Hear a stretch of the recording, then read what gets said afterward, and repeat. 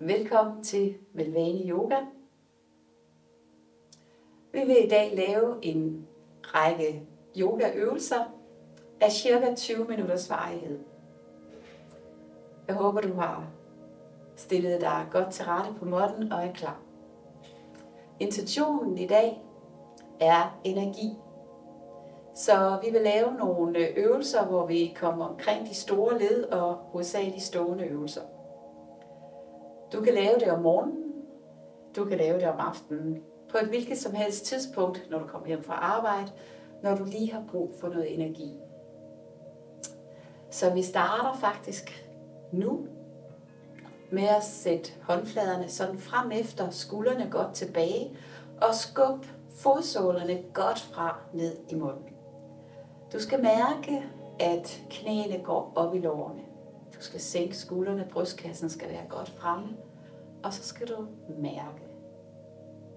Så du forestiller dig lige, at du er nede ved dine fodsåler. Mærker, de støder godt frem. Du mærker dine håndflader. Du mærker knæene helt op i lårene. Og så lukker du lige øjnene. Så begynder du lige at mærke dit åndedræt. Mærker, at hænderne løfter sig lidt i takt med din indånding og sænker sig igen i takt med din udånding. Prøv lige at få den her kontakt med dit åndedræt og få ro på dit åndedræt. Man kan også sige, at man tæller til 6 på en indånding og 8 på en udånding. Så indånding 1, 2, 3, 4, 5, 6 og udånding 2, 3, 4, 5, 6, 7, 8. Og lige prøv i dit eget tempo her og følg åndedrættet. Langsom indånding og langsom udånding.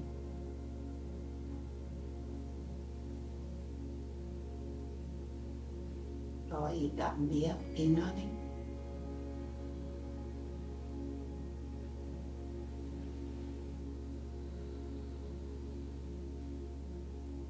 Og så åbner du øjnene igen. Vi tager hænderne på skuldrene, og så roterer vi skuldrene. Dette her er en rigtig god opvarmningsøvelse for vores skulderled. Så albuerne ind mod midten og godt tilbage. Du skal gerne kunne mærke og flytte din opmærksomhed ned til bagsiden imellem skuldrene. Så når skuldrene eller albuerne er fremme, så har du bredde imellem skulderbladene. Og når albuerne er tilbage, så rynker det.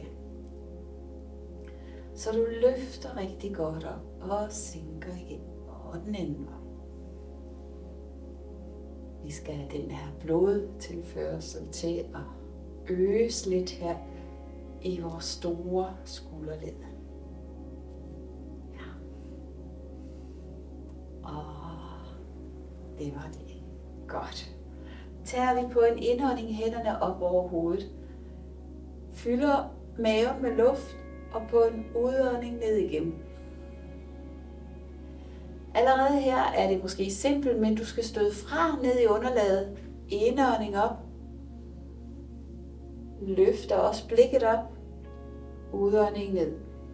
Håndfladerne mod gulvet. Indånding op. Stræk i albuerne, løft kroppen og udånding ned. Man kan også her prøve at tælle, hvis man vil. Tælle på 1, 2, 3, 4, 5, 6, 1, 2, 3, 4, 5, 6, 7, 8. Sidste gang. Og udånding. Godt. Så fletter vi fingrene foran os, skubber håndfladerne godt frem og skulderledet helt ud af skulderen. Og indånding op. Og udånding ned. Prøver vi lige igen. Skubber godt fra her. Indånding fortsætter. Og udånding. Lige igen sidste gang.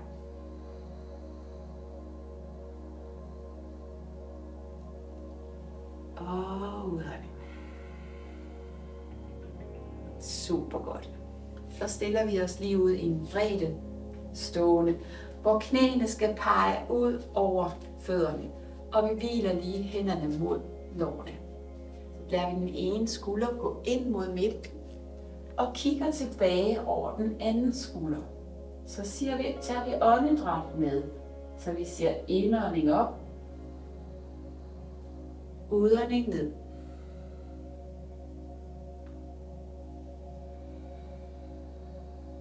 Prøv at have det der med, at det er et langsomt åndedræt på både indånding og udånding. Altid tælle til 2, 3, 4, 5, 6, 7, 8, 1, 2, 3, 4, 5, 6, 2, 3, 4, 5, 6, 7, 8 igen.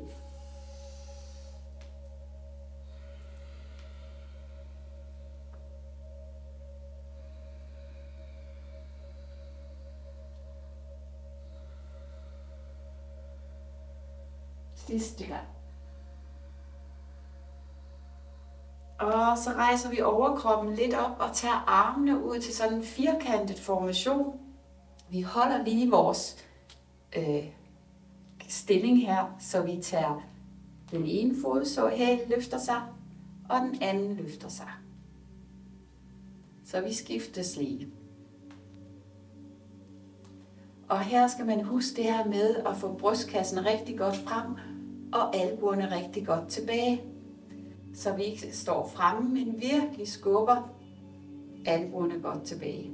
Godt, så kommer vi lige op på begge tåballer her. Spreder rigtig meget i håndfladerne. Det her rolige åndedræt, det er altafgørende. Så indånding. Og udånding.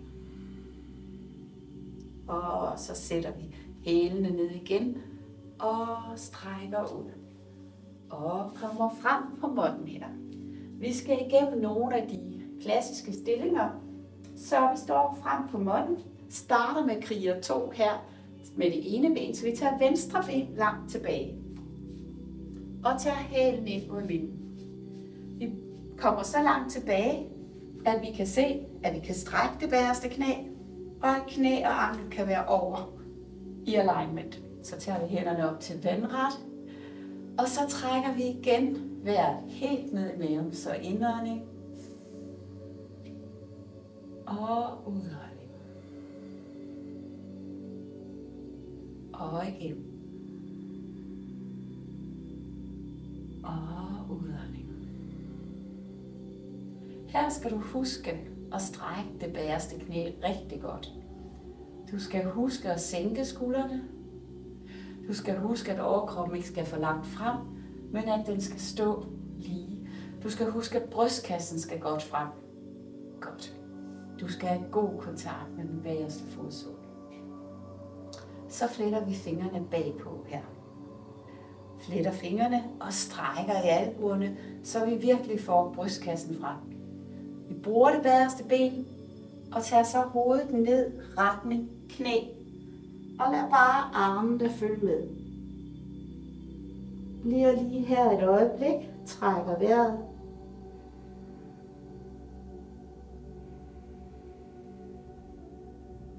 Og så skal vi bruge fingrene til at komme op igen. Så indånding op. Og kommer en kriger 2 igen.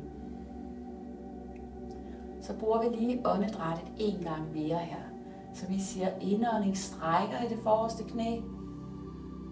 Og udånding sænker. Indånding op. Og udånding sænker. Godt. Så sænker vi den bagerste hånd. Vender den forreste håndflade om. Og går i stolt kriger her. strækker albuen ind mod ansigtet her. Udånding her. Strækker under armhulen. Og kommer frem igen i kriger 2. Godt. Så tager vi hænderne i hoften her. Og strækker det forreste ben og vender rundt. Så bøjer vi rigtig godt i knæene og laver den her foroverbøjning, hvor toppen af hovedet kommer ned mod måtten og fingerspidserne ned.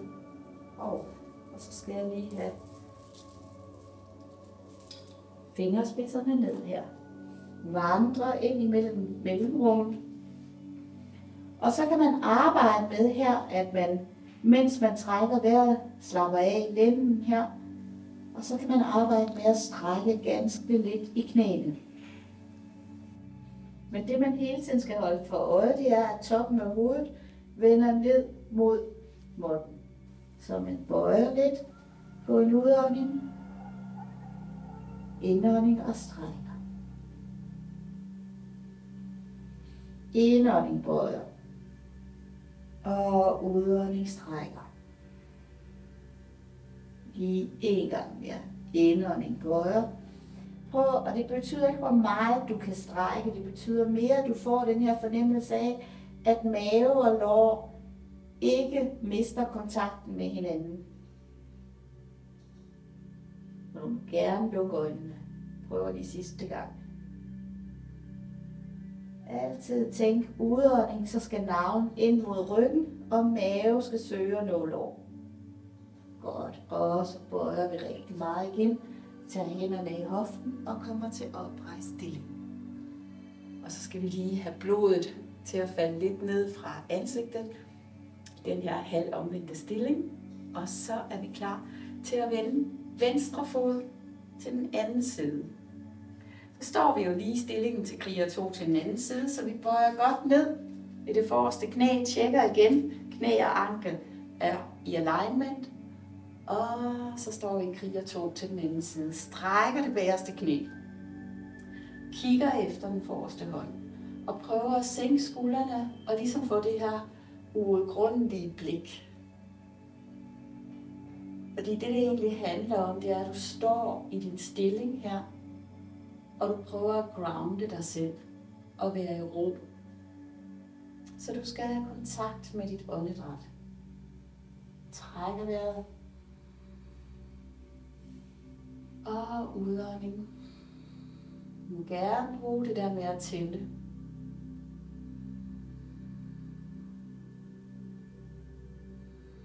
Strækker det bagerste knæ. Godt. Så fletter vi fingrene bagpå, strækker i albuerne her, skyder brystkassen godt frem. Og så lader vi toppen af hovedet komme ned mod det forreste knæ. Armene fører bare med op her. Trækker vejret stille og roligt.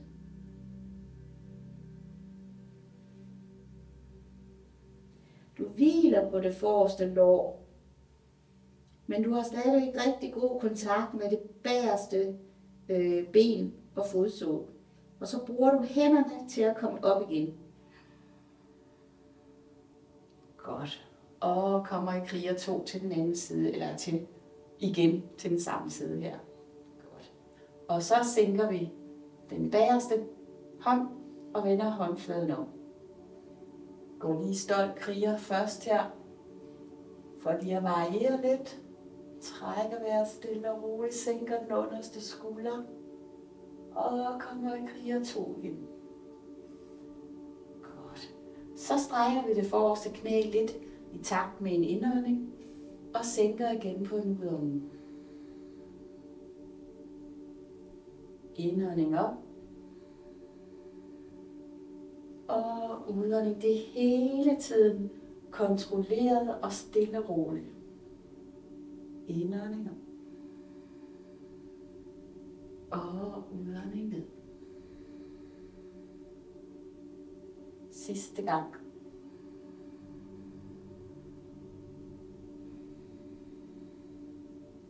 Godt. Så tager vi hænderne i hoften. Strækker det forreste ben og igen vender rundt til en foroverbøjning her. bøjer knæene, og denne gang lader vi hænderne glide ned i den her klassiske stilling, også i forward hvor vi tager fat om tommeltot, laver med vores albuer sådan en firkantet formation, og lader toppen af hovedet komme ned i underlaget, mod underlaget. Trækker vejret igen, lukker øjnene. Langsom indånding og langsom udånding.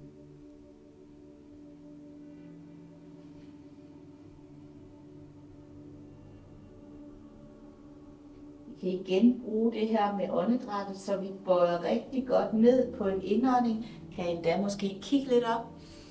Udånding. Og strækker lidt. Indånding. Og udånding. Indånding. Og udånding. Og så tager vi, giver slip. Og tager hænderne i hoften, bøjer godt i knæene og kommer op igen.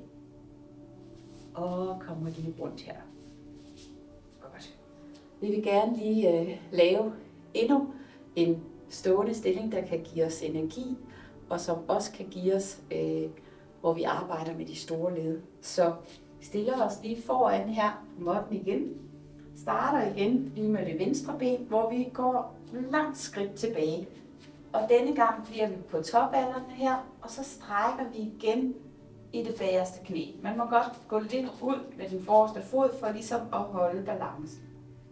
Tager vi hænderne op, helst forbi ørerne. Men vi bøjer ned det forreste knæ, skubber den bagerste helt godt tilbage, og lader brystkassen komme op mod loftet. Trækker vejret her stille og roligt. Mærker det både i hoften, tænker på det bagerste knæ, og siger indånding. 3, 4, 5, 6 og ned igen. Bruger vi lige åndedrættet lidt mere bevidst. Vi strækker lidt i det forreste knæ, og sænker igen på en udånding. Indånding op. Og udånding ned. Sidste gang.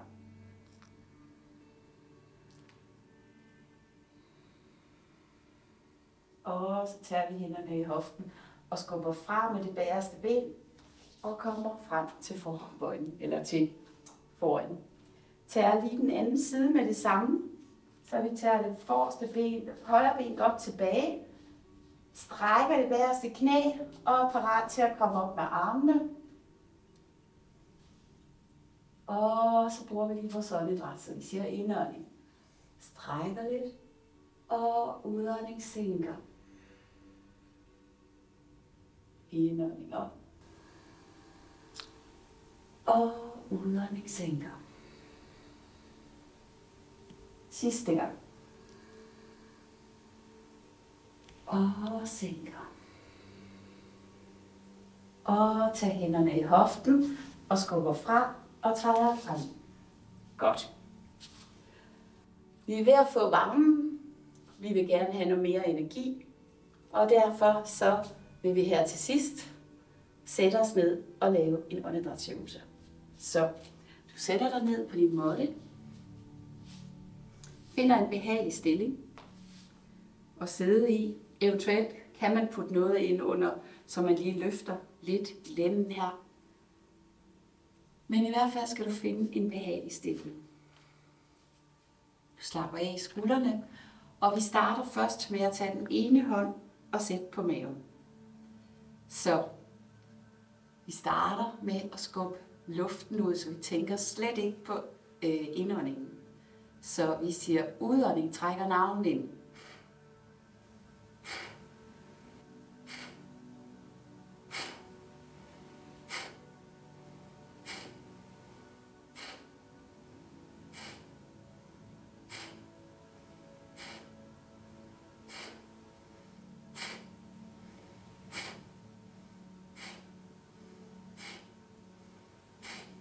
Okay.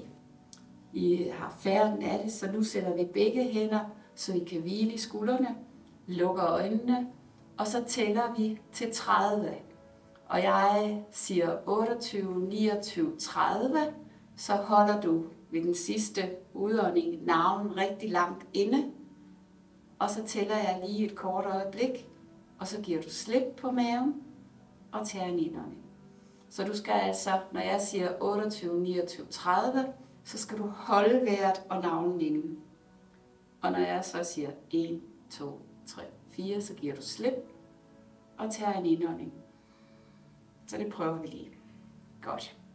Lukker øjnene, slapper af i skuldrene, ranker ryggen, skuldrene går tilbage, afslappet ansigt, og så starter vi.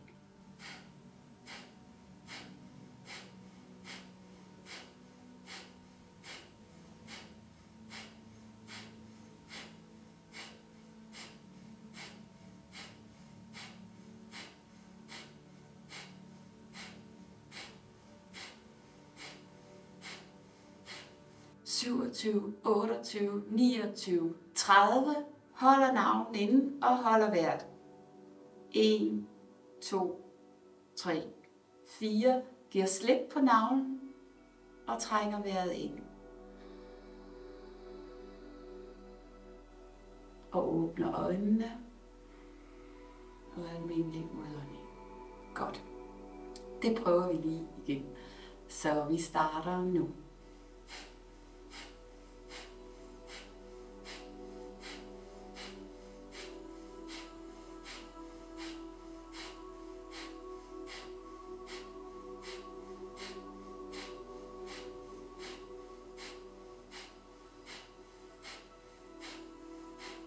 27, 28, 29, 30. Holder navlen inde. Helt inde med navlen. 1, 2, 3, 4. Giv slip. Tag en indånding.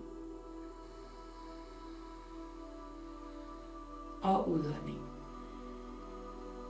Og åbner øjnene igen. Og vi prøver det lige for sidste gang. Lukker øjnene. Ret rygsøjle. Og så starter vi.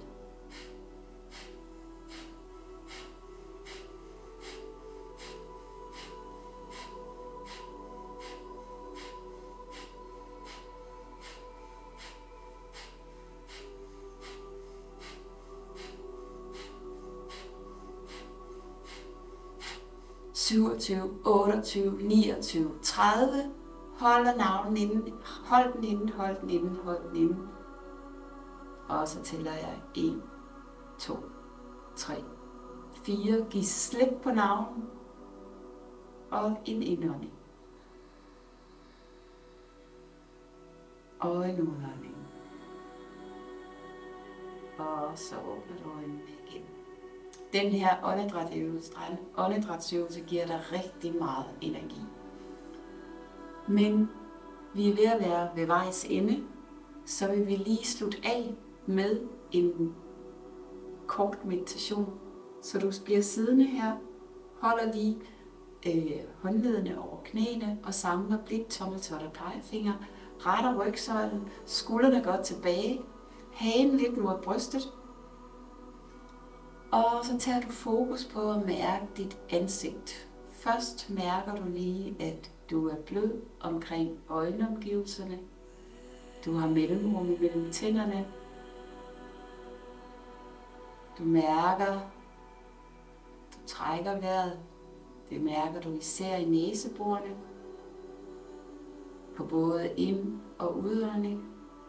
Du mærker også, at maven hæver og sænker sig i takt med åndedræt. Fylder maven med luft.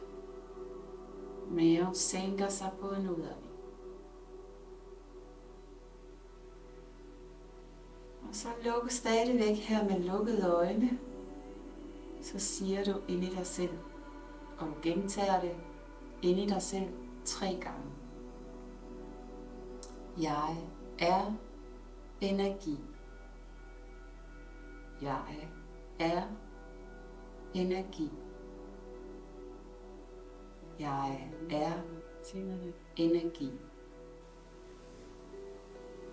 trækker vejret ind igennem næsen og ud igennem næsen. Mærker, at maven hæver sig på en indånding og sænker sig på en indånding. Og så åbner du øjnene igen.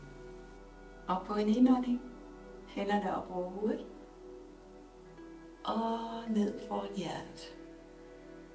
Namaste. Tak fordi du så med her i Velvane Yoga. Næste gang laver vi nogle nye øvelser, og hvis du har brug for noget helt konkret og har nogle begrænsninger, så er du velkommen til at kontakte mig, og jeg kan lave dine egne øvelser, der passer lige til dig. Tak for nu.